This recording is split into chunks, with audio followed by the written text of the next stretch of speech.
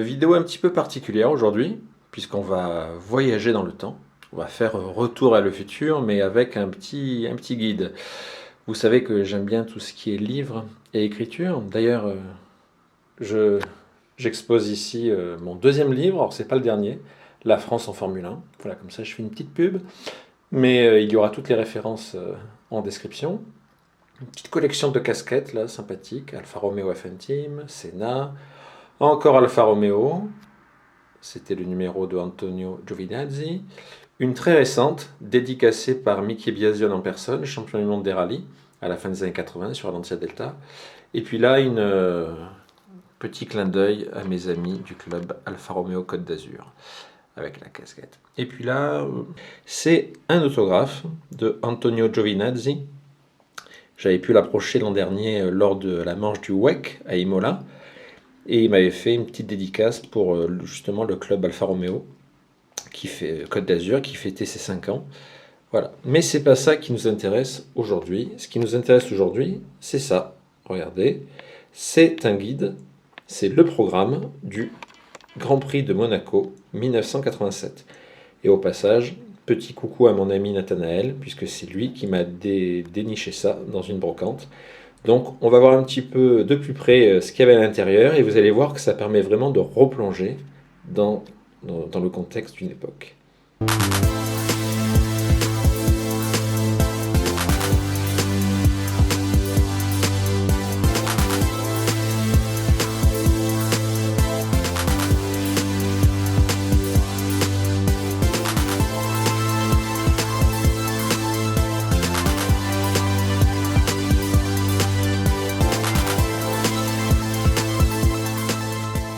Donc 45e Grand Prix de Monaco, 28-31 mai 1987. Alors on voit déjà que le format est plus petit qu'aujourd'hui pour les programmes. On peut aller voir le calendrier. Donc on voit que c'est plus réduit qu'actuellement, 16 courses. Ça a commencé en avril au Brésil et donc Monaco arrivait fin mai.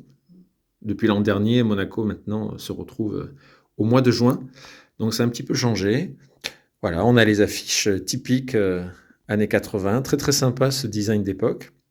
Bon, vous aurez remarqué que, évidemment, les publicités pour certains produits ne sont pas encore interdites. Et donc on a le programme, voilà, le jeudi, puisqu'en effet la tradition qui a disparu là aussi.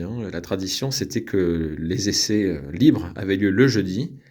Et puis ensuite, c'était le samedi et le dimanche, évidemment, pour la compétition, avec notamment le matin, il y avait ce qu'on appelait le warm-up, qui n'existe plus maintenant. C'était une séance de préparation de la course. Les pilotes, en fait, testaient leur voiture le dimanche matin en conditions de course. Ça a disparu, puisque maintenant, le parc fermé fait que les monoplaces, dès l'issue des qualifications, ne peuvent plus être touchées par les mécaniciens jusqu'à la mise en grille. Alors, continuons, ouvrons. Alors, la publicité pour... Oula, on voit le style, on est dans les années 80, avec cette Chrysler, construite et finie à la main par Maserati. Donc oui, vous voyez, on voit les liens qu'il y avait à l'époque. D'ailleurs, c'est marrant, puisque 40 ans plus tard, finalement, Chrysler et Maserati sont dans le groupe Stellantis. Donc finalement, vous voyez que les liens n'ont fait que se rétablir. Donc 45e Grand Prix, on a aussi le Grand Prix de Monaco de F3, puisque il faut savoir qu'aujourd'hui, c'est vrai que c'est la F2 qui est considérée comme l'antichambre de la Formule 1. Mais dans les années 80, il y avait la F3000, mais la F3000 n'était pas forcément le championnat le plus prisé, et beaucoup de pilotes de F1 venaient de la F3 et ont fait le saut directement de la F3 vers la Formule 1. Des pilotes comme Mika Häkkinen ou Michael Schumacher vont directement être promus de la F3 vers la Formule 1. Bon, Automobile Club de Monaco, ça ne change pas. Et puis on voit le prix, donc 28 francs. Ah ben oui, ça fait à peu près aujourd'hui 4 euros, on va dire. Donc on peut avoir une idée de l'inflation, puisqu'aujourd'hui un programme, c'est facilement 10 voire 15 euros dans les grands événements.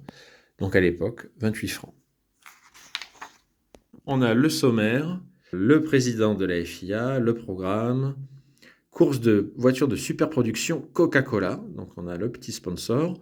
L'Europa Cup Renault Elf Turbo, ça aussi c'était une tradition, hein, les coupes Renault ont longtemps accompagné la F1. Il n'y avait pas encore la Porsche Super Cup, hein. Depuis les années 90, c'est la Porsche Super Cup maintenant qui fait office de course de support pour les Grands Prix de Formule 1, mais dans les années 80 c'était différent. Il y avait aussi le trophée des circuits Peugeot 505 Turbo.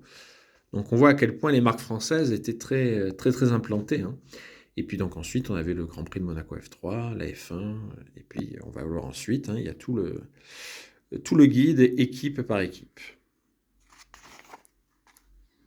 Voilà, donc les remerciements. Et oui, une photo avec son Altesse Sérénissime, le Prince Souverain, et Albert en arrière-plan. Et oui, à l'époque, c'était évidemment Régnier, hein, qui était Régnier III, qui était le souverain de la principauté. Bon, ça, voilà. Le prix et les coupes. Alors c'est intéressant parce qu'on a le détail et attention, c'est en espèces, hein. Donc des prix qui sont remis aux vainqueurs, aux vainqueurs et ainsi qu'à tous les participants de la Coupe de la ville de Monaco, donc Monaco F3. Donc on voit que ça va de 7 250 francs pour le vainqueur, et puis ça descend, ça descend, ça descend, jusqu'à, voilà, là on verra mieux, 2 550 francs pour les derniers. Voilà, on a aussi la coupe Nino Farina. Donc c'était en hommage au premier champion du monde de Formule 1, hein, 1950, sur Alfa Romeo.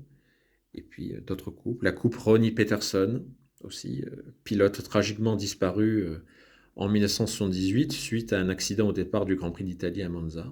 Et puis, le mot de Jean-Marie Balestre, qui était le président de la FIA, donc évidemment un président très controversé, un président notamment qui a été associé à la lutte de pouvoir face à Bernie Ecclestone au début des années 80. C'était le fameux conflit entre la FISA à l'époque, hein, Fédération internationale du sport automobile, c'était pas encore FIA, et la FOCA, la Formula One Constructor Association, donc qui était l'instance qui avait été créée par Bernie Ecclestone pour défendre les intérêts des constructeurs de Formule 1, sachant que Ecclestone, dans les années 80, était lui-même propriétaire, hein, de l'écurie Brabham. Donc ça a été un conflit homérique, hein, qui a failli d'ailleurs faire imploser la Formule 1 au début des années 80. Et donc là, à la fin des années 80, eh bien, Jean-Marie Balestre était toujours en place comme président réputé autoritaire de la FIA. Alors, qu'est-ce qu'il nous dit de plus près, Monsieur Balestre? Donc évidemment, il fait la promotion du championnat du monde, de la FIA. Il rappelle les grands noms. Il fait honneur aux sportifs, des sportifs à part entière, des athlètes de haut niveau qui respectent une hygiène de vie très rigoureuse et s'imposent en permanence un entraînement physique complet. Oui, à la fin des années 80, c'est vrai qu'il y a vraiment un gap qui est en train de se faire. C'est fini, hein, les pilotes des années 70 qui étaient encore un petit peu, on va dire, des pilotes bons vivants, que l'on voyait parfois fumer avant le départ d'une course. On se rappelle James Hunt, hein, qui se baladait dans le paddock pieds nus avec ses t-shirts Sex is the breakfast of champions, entouré de playmates. À la fin des années 80, les pilotes de F1 adoptent en effet une hygiène de vie et des méthodes d'entraînement beaucoup plus rigoureuses, hein. Des pilotes comme Alain Prost, Ayrton Senna vont relever les standards. Donc en effet, à la fin des années 80, étant donné que les Formule 1 sont des voitures de plus en plus performantes, elles nécessitent évidemment des capacités physiques de plus en plus importantes aussi. Et donc on n'est plus du tout dans les pilotes bourlingueurs, on va dire, qui font la bringue, même si il ne faut pas généraliser, hein. Donc les choses changent. Et on nous dit que le calendrier donc comporte à nouveau un Grand Prix au Japon. Et de nombreux pays sont inscrits pour organiser un Grand Prix de Formule 1. Bon, sachant que, on l'a dit, hein, le calendrier de l'époque est encore très européen, hein. Bon, si on met de côté le Brésil, les États-Unis, et puis évidemment à la fin le Mexique, le Japon et l'Australie, on voit que tout le reste est en Europe. Donc l'Europe reste encore prédominante. Il n'y a pas encore les Grands Prix au Moyen-Orient, ce genre de choses. Allez, on continue. Voilà, petite pub. Le programme, donc on voit que le vendredi, en effet, la Formule 1 était mise sur pause. Le vendredi était dédié, vous voyez, aux séances d'essai de la F3, de l'Europa Cup Renault, je vais y arriver, des circuits, des trophées des circuits Peugeot. Et donc la F1 revenait le samedi avec les qualifications. Et notamment, vous voyez, deuxième séance d'essai de F1 chronométrée, hein. À l'époque, il n'y a pas encore la qualification avec Q1, Q2, Q3. Il y avait 2 séances de qualification et c'était le temps de la meilleure des 2 séances qui était retenu pour chaque pilote. Alors, course des voitures de superproduction. Alors, c'est pour vous dire à quel point le championnat de France à l'époque était incroyable, puisque dans les années 80, il y a bien sûr des championnats de superproduction qui sont super bien établis. Vous avez le BTCC en Angleterre, il y a le DTM en Allemagne, qui d'ailleurs commence à exploser en 87. Mais regardez le championnat de France. On a quand même des pilotes comme Jean-Pierre Jarier, pour les plus connus, Jean-Pierre Jabouille, Jean-Pierre Beltoise, Éric Comas, pour les plus connus. Et regardez les voitures, Audi 200 Quattro, AX Turbo. Oui, là, c'est une Citroën AX qui était dopée à 400 chevaux. Peugeot 505 Turbo, la R5 Turbo, la Porsche 911 Turbo, des BMW M635, Alpine. Donc, vous voyez le plateau qu'il y avait pour le championnat de France de superproduction. Malheureusement, la France n'a pas su garder ensuite un championnat de ce niveau qui a périclité à la fin des années 90. Après, vous me direz, aujourd'hui, les championnats de tourisme ont perdu de leur superbe. Même le DTM en Allemagne est passé au GT. Mais bon, c'était quelque chose. Pareil, on a ensuite la coupe Europa Cup Renault Elf Turbo, donc qui était un championnat vraiment international. Vous voyez, on a quand même... Alors, pour les amateurs, ceux qui s'y connaissent, il y avait quelques noms connus, notamment Gianfranco Brancatelli, Michael Bleckmolen, numéro 9, qui a fait toute sa carrière dans les courses, justement, Europa Cup. Ouais, donc, il y avait un sacré plateau, quand même. Voilà, d'ailleurs, il y a des petites photos qui font la promotion de Renault, l'école des champions. Alors, c'est vrai que quand on voit aujourd'hui ce que Renault est devenu en F1, puisque, vous le savez, Alpine est passé au moteur Mercedes, Renault Sport a quasiment disparu. Alors, voilà, donc c'est vrai que ça fait de la peine quand on pense au poids que représentait Renault dans le sport automobile à cette époque-là. Bon, les temps changent. Qu'est-ce que vous voulez que je vous dise ? Le trophée des circuits Peugeot 505 Turbo. Donc là aussi, un plateau quand même de choix. On peut notamment noter Roger Dorchy. Alors Roger Dorchy, pour ceux qui ne savent pas, c'est lui qui a le record de vitesse aux 24 heures du Mans, puisque sur la ligne droite des Hunaudières, à l'époque où il n'y avait pas encore les chicanes, eh bien, avec sa WR Peugeot, il avait atteint 407 km/h. Alors, pour l'anecdote, pour des besoins marketing, le record officiel qui avait été communiqué par le marketing Peugeot, c'était 405 km/h, parce que ça correspondait évidemment au modèle 405, mais en réalité, c'était 407 km/h. Donc, on a là aussi, vous voyez, un plateau très, très fourni, on va dire. Voilà, des pubs de marques qui sont des habitués. Longines, c'est aussi une marque que l'on connaît bien dans le monde du sport automobile. Alors là aussi, c'est marrant parce qu'évidemment, ça a beaucoup changé depuis. Vidéac assure les installations vidéo pour le rallye et pour le Grand Prix depuis 12 ans. Donc c'est certain. Électronique, vidéo, téléprojection. Donc c'est certain qu'à ce niveau-là, évidemment, on est en 87, donc on n'est pas encore... on est encore à des années-lumière d'Internet et des réseaux sociaux, ça c'est sûr. Alors regardons. Le Grand Prix de Monaco F3, liste des engagés. Alors on voit en effet Éric Bernard, qui va connaître une petite carrière en Formule 1, mais qui a quand même ensuite eu un beau succès en GT Endurance. Andrea Chiesa, Marcus Österreich, qui lui ensuite a fait carrière dans les camions. Voilà, puis on voit un Jean Alesi.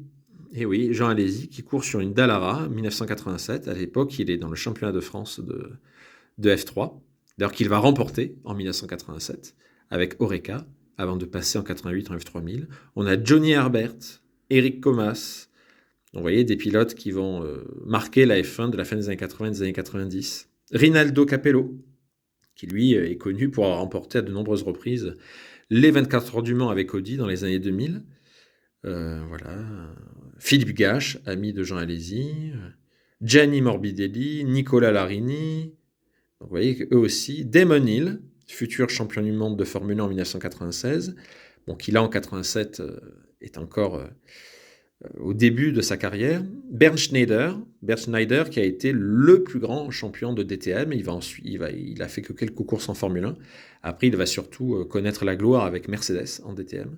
Voilà, donc ouais, un beau plateau avec, en 1987, plein de pilotes qui vont marquer la Formule 1 dans les années 90 surtout. Et puis, voilà, des petites pubs pour se rafraîchir, n'est-ce pas? On va dire ça comme ça. Et puis la liste des engagés. Donc vous voyez, là on est sur la Formule 1. Et donc on voit qu'il y a quand même beaucoup d'écuries à l'époque, hein. On a McLaren, Tyrrell, Williams, Brabham, Zakspeed, Lotus, AGS, qui n'avait qu'une voiture, March aussi, qui n'avait qu'une voiture, Arrows, Benetton, Osella avec une voiture, Minardi, Ligier, Ferrari et Lola. Donc à l'époque, en effet, certaines écuries peuvent n'engager qu'une seule voiture en fonction de leurs moyens. Notamment, petite dédicace à AGS, hein. AGS qui était implantée dans le Var, à Gonfaron, près du Luc en Provence. Et donc, qui avait réussi à se faire un petit trou en Formule 1 au milieu des géants. Alors, et ça y est, donc là on commence. On a les guides écuries, donc l'écurie avec son nom officiel.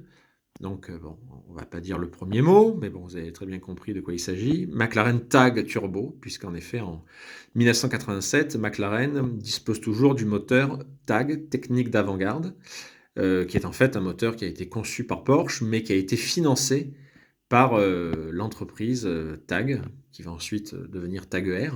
Donc c'est pour ça que le moteur avait le nom TAG, parce que c'était eux qui avaient mis l'argent sur la table. Et puis on est évidemment toujours dans les turbos, hein, 1987. On est dans l'avant-dernière année du turbo, puisque les turbos, première génération on va dire, vont prendre fin à l'issue de la saison 88, et on va revenir à l'atmosphérique en 89. Et donc on a, vous voyez, donc, les pilotes avec une petite biographie, donc Alain Prost, qui est champion du monde en titre en 1986, Stefan Johansson, donc, qui est son équipier à l'époque, le Suédois, hein, qui avait d'abord couru chez Ferrari, et qui en 87 donc, prend la relève de Keke Rosberg pour être l'équipier d'Alain Prost. Et puis on a voilà, la monoplace en dessous, hein, donc la McLaren MP4-3. Vous voyez la simplicité des formes de ces Formule 1 de l'époque, hein, mais avec cette livrée iconique rouge et blanche qui évidemment a marqué les esprits.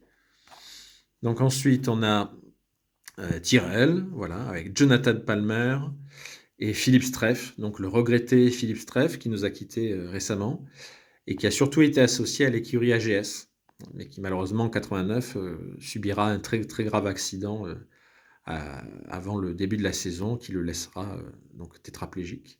Donc là en 87, il était avec l'écurie Tyrrell. Ensuite, c'est logique, on a une pub pour la célèbre marque d'électronique japonaise, Canon, et puis on a justement, c'était à l'époque le sponsor titre de l'écurie Williams-Honda. Donc Williams-Honda qui va dominer d'ailleurs la saison 87 grâce à la supériorité intrinsèque du V6 Turbo Honda. Et donc à l'époque, c'est Nigel Mansell et Nelson Piquet qui vont s'affronter, d'ailleurs ils vont s'affronter pour le titre, dans une ambiance pourrie, hein, une ambiance totalement délétère. C'est finalement Piquet qui aura le dernier mot grâce à plus de régularité. Mansell était plus rapide, hein, était intrinsèquement plus rapide que le Brésilien, mais il va connaître quelques défaillances mécaniques. Il va commettre aussi quelques bourdes, et donc au final, c'est le Brésilien qui va remporter cette année-là son 3e titre mondial. Ensuite, oulala, regardez, on remonte le temps là, vraiment. Computer Olivetti. Et oui, Olivetti, une célèbre marque italienne qui, à l'époque, voyez, produisait ses propres ordinateurs. Vous voyez que l'Europe avait encore un peu sa place dans l'informatique, hein. En 87, oui, il y a le Macintosh d'Apple qui est sorti, il y a IBM, et donc il y avait des marques comme Olivetti, Brabham, donc avec Riccardo Patrese et Andrea De Cesaris, donc duo italien pour l'écurie. D'ailleurs, 1987, c'est l'année où Ecclestone d'ailleurs revend Brabham. L'écurie n'est plus que l'ombre d'elle-même, hein, elle n'a plus du tout la superbe qu'elle a eue au début des années 80. Par contre, la monoplace était magnifique, hein. Elle était assez basse, donc elle avait vraiment un profil avec cette livrée sobre. D'ailleurs, on remarquera le sponsor.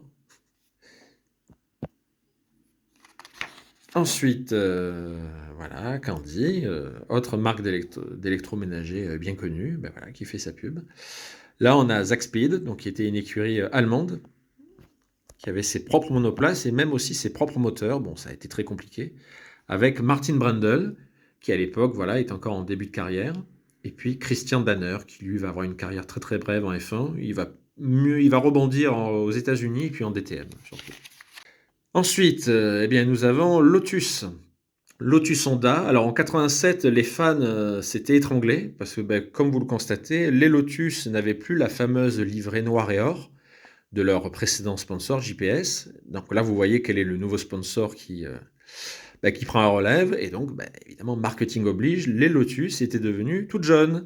Alors, ça collait bien au casque de Ayrton Senna, mais par contre, les fans avaient moyennement apprécié. Et donc, Senna, qui fait venir le moteur Honda, puisque Lotus avait le moteur Renault jusqu'en 86, mais fin 86, Renault a quitté la Formule 1. Donc, en 87, Honda, en plus de motoriser Williams, va chez Lotus. Senna va d'ailleurs très vite nouer des relations très productives avec les motoristes japonais. Et d'ailleurs, l'année prochaine, l'année suivante, quand Senna va partir chez McLaren en 88, le moteur Honda va le suivre chez McLaren aussi. Et donc Senna fait équipe avec Satoru Nakajima, donc pilote japonais évidemment qui est placé par Honda, hein. Donc il n'y a pas photo, hein, le Brésilien va très nettement dominer son coéquipier nippon. Bon ben voilà, une pub qu'on ne verrait plus aujourd'hui évidemment dans les programmes, hein. Mais bon, voilà, il n'y a pas encore la loi E20 à l'époque, hein. Il faut attendre le début des années 90 pour que la législation anti-tabac commence à s'appliquer, notamment en France, hein, qui a été un peu un pays pionnier en la matière. Et donc là, on a les autres écuries, les petites écuries. El Charo, en fait, c'est AGS, hein, mais bon, le sponsor, c'était un fabricant de jeans italien, El Charo. On a March, avec Leighton House, Ivan Capelli, qui sera équipier de Jean Alesi chez Ferrari en 92. Et puis voilà, on a ensuite Arrows avec Derek Warwick et Eddie Cheever. Ensuite, on a Benetton. Et oui, Benetton, hein, qui à l'époque est une écurie qui monte avec l'Italien Theo Fabi et le Belge Thierry Boutsen, qui va obtenir de beaux résultats d'ailleurs avec cette voiture multicolore, hein, puisque évidemment c'est United Colors of Benetton. Benetton, ça a été un peu ce que Red Bull a été en 2005 quand ils sont arrivés, hein. Red Bull avait apporté cette fraîcheur, ce côté un peu foufou. Eh bien, c'est Benetton qui avait un peu insufflé ce même style, ce même état d'esprit à la fin des années 80, avec des voitures bariolées. Ils avaient même eu des pneus avec les flancs multicolores, une ambiance un peu plus festive. Voilà. Donc ensuite, on a les petites écuries. Donc là, c'est vraiment les galériens de la Formule 1, hein, pour clin d'œil au célèbre épisode de Michel Vaillant. Donc Osella avec Alex Caffi, Minardi avec Adrian Campos et Alessandro Nannini, qui va ensuite piloter pour Benetton. Bon, sa carrière va malheureusement être brisée par un grave accident d'hélicoptère en 90. Il va rebondir plus tard en DTM. Mais Nannini, c'était un grand espoir de la F1, mais bon, le destin en a décidé autrement. Les Français, ben voilà, on a Ligier. Ligier avec René Arnoux, Pierre-Carlo Ghenzani, bon, qui lui clairement apportait de l'argent, hein. C'était pas un pilote super talentueux, hein, il faut le dire. Et donc l'écurie française, les Bleus, avec notamment tous les sponsors officiels, puisque l'écurie bénéficiait de l'appui, vous voyez, d'entreprises d'État, hein. Et par contre, pour l'anecdote, alors là, on voit pas très bien Mégatron, parce qu'en effet, en 87, normalement, Ligier aurait dû avoir un V10, et oui, le premier V10 et un V10 Alfa Romeo. Un deal avait été conclu entre Ligier et Alfa. Alfa avait développé un V10, mais malheureusement, les relations se sont détériorées.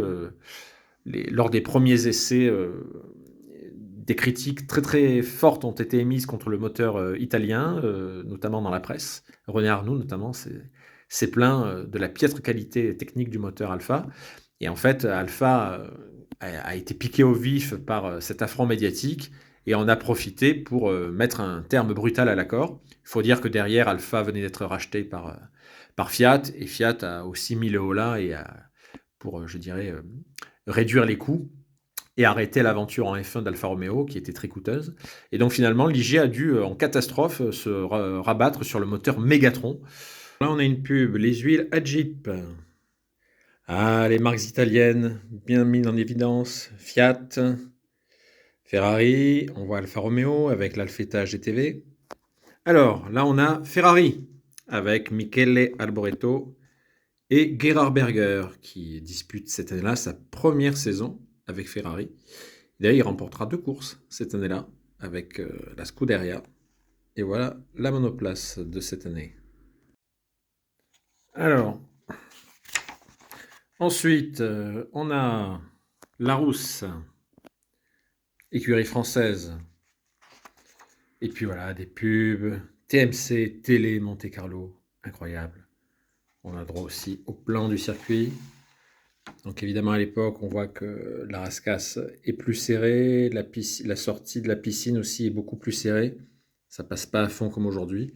Après le reste n'a pas beaucoup changé, hein. La chicane aussi, oui, a été revue. Elle a été un petit peu allongée et davantage sécurisée. Ensuite, qu'est-ce que nous avons ici? Voilà, toutes sortes de recommandations, avis au public. On a les drapeaux. Alors, on voit qu'il n'y a pas les petits logos. Aujourd'hui, on verrait sans doute les fanions des petits logos qui montrent la différente typologie. Là, c'est juste écrit. Mais bon, voilà, hein, les gens, ils lisent, hein. Donc, pas de souci. Voilà, une petite pub pour le jardin exotique de Monaco. Et puis, on a le classement. Vous voyez, ça a même été annoté d'ailleurs. On voit que quelqu'un l'a rempli, hein. Le championnat du monde des constructeurs, des conducteurs. Donc, on pouvait mettre les points, compléter soi-même. Et oui, on n'a pas encore forcément Word pour le faire, ou Excel plutôt. Donc, et puis, alors ça c'est marrant, parce que ça, dans les programmes maintenant, il n'y a plus un tableau de pointage du Grand Prix de F3. On a pareil, tableau de pointage du Grand Prix automobile. Donc, vous voyez, on pouvait mettre les noms des conducteurs, et puis aux différents tours, et tous les 5 tours, 5e tour, 10e tour, 20e tour, 30e tour ensuite, eh bien, mettre leur position. Donc, se faire une sorte de tour par tour, soi-même, au crayon. Ça, c'est quelque chose qu'on ne voit plus, et que d'ailleurs, je pense que les gens ne feraient plus de même. Et puis, on a aussi, vous voyez, barème des vitesses, avec, ben, vous voyez, pour chaque temps, la moyenne que ça donne, l'équivalent en moyenne horaire. Donc, c'est assez incroyable. Ce sont des informations qu'on ne voit plus dans les programmes. Et puis, bon, ensuite, on a les petits remerciements, le palmarès de tous les Grands Prix de Monaco qui ont précédé.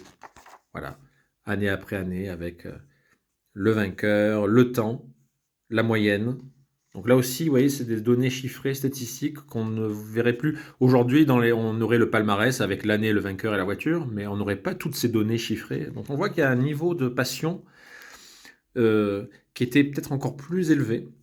On a aussi le palmarès pour, vous voyez, les autres formules pour le Grand Prix de Monaco F3 aussi. Avec pareil, les données chiffrées, le temps au tour, le temps total, le meilleur tour, les vitesses moyennes. Ça aussi, hein, ce sont des données qu'on ne verrait plus aujourd'hui. Ça serait, la partie palmarès serait vraiment réduite à sa portion congrue. On a aussi, vous voyez, le palmarès pour toutes les courses de support. Et puis, alors, comment ça se termine? Tadam! Incroyable, quelle surprise! Bon ben voilà, c'était le guide du championnat du monde 1987, ou plutôt le guide pour le Grand Prix de Monaco 1987. Ben, j'espère que ce petit format et ce retour vers le futur version Formule 1 vous aura plu. Et puis, ben, si c'est le cas, je proposerai d'autres formats de ce genre en fonction de ce que je peux dégoter. À bientôt.